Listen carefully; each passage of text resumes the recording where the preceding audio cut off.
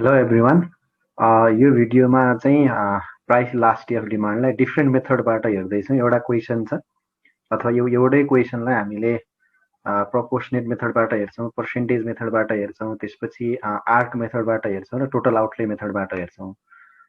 So price elasticity of डिमान्डको एउटै question छ, यसमा डिफ्रेन्ट फर्मुलाहरू युज गरेर कसरी मेजरमेन्ट गर्ने भन्ने कुराहरू मैले यहाँ सिकाउँछु। यसको बेसिसमा तपाईँले इन्कम इलास्टिसिटी पनि मेजर गर्न सक्नुहुन्छ, यसरी नै क्रस इलास्टिसिटी पनि मेजर गर्न सक्नुहुन्छ र प्राइस इलास्टिसिटी अफ सप्लाई अनि advertisement elasticity of demand.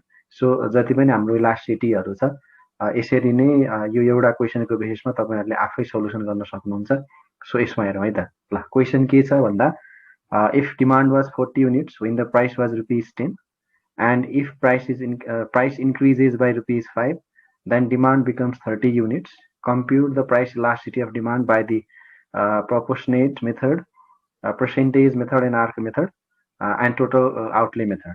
So यहाँनिर इन्फर्मेसन दिएको छ, क्वेसनमा के दिएको छ भन्दाखेरि demand was 40 units when the price was 10 भनेपछि प्राइस 10 हुँदाखेरि डिमान्ड 40 थियो भने एउटा, त्यसपछि प्राइस 5 रुपिजले इन्क्रिज हुँदाखेरि डिमान्ड चाहिँ 30 युनिट्स भयो भन्यो। ओके, सो हामीलाई इनिसियल प्राइस दिएको छ, इनिसियल डिमान्ड दिएको छ, चेन्ज इन प्राइस दिएको छ, अनि न्यू डिमान्ड दिएको छ र न्यू प्राइस चाहिँ हामीले मेजर गर्नु छ सुरुमा है त। अब अलिकति यसलाई थोरै डिफिकल्ट बनाएको छ, तर त्यस्तो डिफिकल्ट त होइन। अनि यो गिभन इन्फर्मेसनबाट हामीले price elasticity of demand measure गर्नु छ, प्रपोर्सनेट मेथड युज गर्नु छ एक फेर, त्यसपछि पर्सेन्टेज मेथड युज गर्नु छ, आर्क मेथड युज गर्नु छ, टोटल आउटले मेथड युज गर्नु छ। मैले योभन्दा पहिला पनि भनेको छु प्रपोर्सनेट मेथड र पर्सेन्टेज मेथड एउटै हो, तर पर्सेन्टेज मेथड भन्दाखेरि better to use percentage change in demand by percentage change in price, तर प्रपोर्सनेट मेथड भन्दाखेरि delta Q by delta P into P by Q formula जुन हामीले योभन्दा पहिले डिस्कस गरेको छौँ त्यसलाई युज गर्नु बेटर मानिन्छ। सो हेरौँ यहाँनिर पहिला के छ, कसरी सोल्युसन गर्ने भनेर। Okay, initial demand Q equals to 40 units छ, न्यू डिमान्ड Q1 30 युनिट्स छ। यो चाहिँ क्वेसनमा क्लियरली भनेको छ। इफ डिमान्ड वाज 40 युनिट्स भनेपछि सुरुको डिमान्ड 40 भयो, त्यसपछि प्राइस चेन्ज भइसके पछाडिको डिमान्ड 30 छ। So initial demand Q 40 units, new demand Q1 30 units. Okay, initial price 10 rupees छ अनि प्राइस इन्क्रिजेज बाई 5 भनेको छ। न्यू प्राइस कति हुन्छ भन्दाखेरि initial price plus change in price. So initial price rupees 10 छ, चेन्ज इन प्राइस रुपिज 5 छ। So new price भनेको हाम्रो रुपिज 15 हुने भयो है त। सो इनिसियल प्राइस अब हाम्रो इनिसियल प्राइस दिएको छ 10 रुपिज अनि न्यू प्राइस चाहिँ अब हाम्रो 15 हुने भयो। ओके, सो अब यहाँबाट हामीले रिक्वायर्ड इन्फर्मेसन पहिला क्यालकुलेट गर्छौँ, त्यसपछि हामी प्रत्येक मेथडको फर्मुलामा हाम्रो क्यालकुलेट गरेको भ्यालुलाई लगेर सब्स्टिट्युट गर्छौँ अनि आन्सर आइहाल्छ। सो न्यू प्राइस P1 भनेको initial price plus change in price भयो, 10 प्लस 5 इज रुपिज 15। अब चेन्ज इन डिमान्ड कति भयो भन्दाखेरि Q1 माइनस Q। अब यहाँनिर हामीले न्यू डिमान्डलाई Q1 ले डिनोट गरेको छौँ र इनिसियल डिमान्डलाई Q ले। So new demand Q1 minus Q which is 30 minus 40 minus 10। मैले अघि पनि योभन्दा पहिला पनि कुरा गरेको छु, price change in price positive छ भने चेन्ज इन डिमान्ड जहिले पनि नेगेटिभ हुन्छ, अथवा चेन्ज इन डिमान्ड नेगेटिभ छ भने चेन्ज इन प्राइस जहिले पनि पोजिटिभ हुन्छ। सो चेन्ज इन प्राइस र चेन्ज इन डिमान्डमा एउटा भ्यालु अलवेज नेगेटिभ हुन्छ।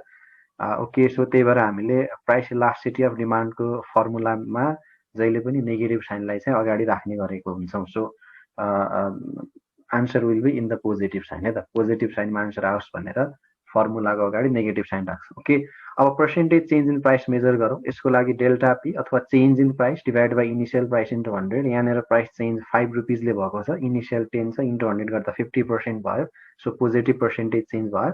अनि पर्सेन्टेज चेन्ज इन डिमान्ड भनेको delta Q by Q into 100, that is minus 10 is change in demand which is 30 minus 40 minus 10 हुन्छ, divided by initial demand which was 40 units into 100 गर्दा minus 25% आयो। So अब चारवटा मेथड्समा हामीले अथवा by applying 4 different methods of computing price elasticity of demand we have to see the coefficient of price elasticity of demand. So फर्स्टमा छ price elasticity of demand under percentage method. अब यसको formula minus percentage change in demand by percentage change in price हो। अब फर्मुलाको अगाडि minus छँदैछ, हाम्रो percentage change in demand minus 25% छ, divide by 50 which is 0.5। So less than 1 आयो। मैले के भन्न खोजेको यहाँनिर भन्दा यदि क्वेसनमा calculate price elasticity of demand by percentage method भनेको छ भने तपाईँहरूले यसरी पर्सेन्टेज चेन्ज इन डिमान्ड र पर्सेन्टेज चेन्ज इन प्राइस नै राख्नु बेटर हुने भयो।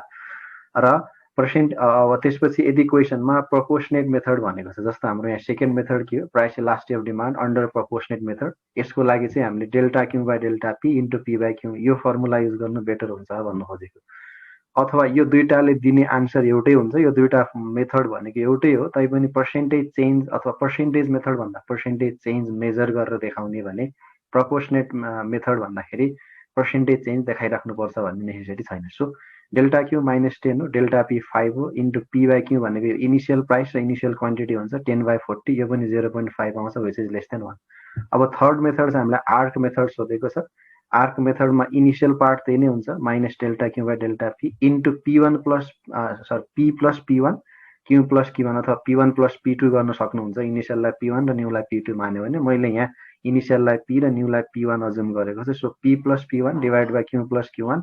अब यो भनेको माइनस साइन छँदैछ, -10/5 into 10 plus 15 divide by 40 plus 30। अब यो भनेको 0.71 आउँछ। अब यो डिफ्रेन्ट मेथडमा हाम्रो आन्सर फरक आउन सक्छ, तर के छ, यो पनि 1 भन्दा कम अथवा इनइलास्टिक डिमान्ड देखाइरहेको छ यसले।